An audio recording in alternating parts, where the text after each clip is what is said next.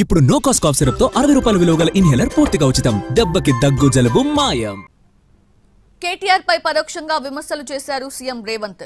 జూబ్లీహిల్స్ ఉప ఎన్నికలు రెఫరెండం అని ప్రగల్భాలు పలికారని, కానీ ప్రజలు 25,000 మెజారిటీతో కాంగ్రెస్ ను గెలిపించి బీఆర్ఎస్ ను బండకేసి కొట్టారని ఎద్దేవా చేశారు. నోరు మంచిదైతే ఊరు మంచిదన్నారు. తీట నోరు పెట్టుకొని మాట్లాడిర్రు అనుకో ఏ పని జరగదు. నిన్న మన ఒకటి జూబ్లీహిల్స్లో రిజిండు తీట నోరు వేసుకొని జూబ్లీహిల్స్ ఉప ఎన్నికల రెఫరెండం రేవంత్ రెడ్డి సంగతి తేలుస్తామని. మొత్తం జూబ్లీహిల్స్లో అంతా చెత్తంతా రేవంత్ రెడ్డి తెచ్చిపోసిండు అని చెప్పిండు. ఇల్లు తిరిగిండు, అందరు కడుపులో తలకాయ పెట్టిండు, కాళ్ళకు దండం పెట్టారు. ఇక ఆయన మూతబరి మాటలు చూసిరు.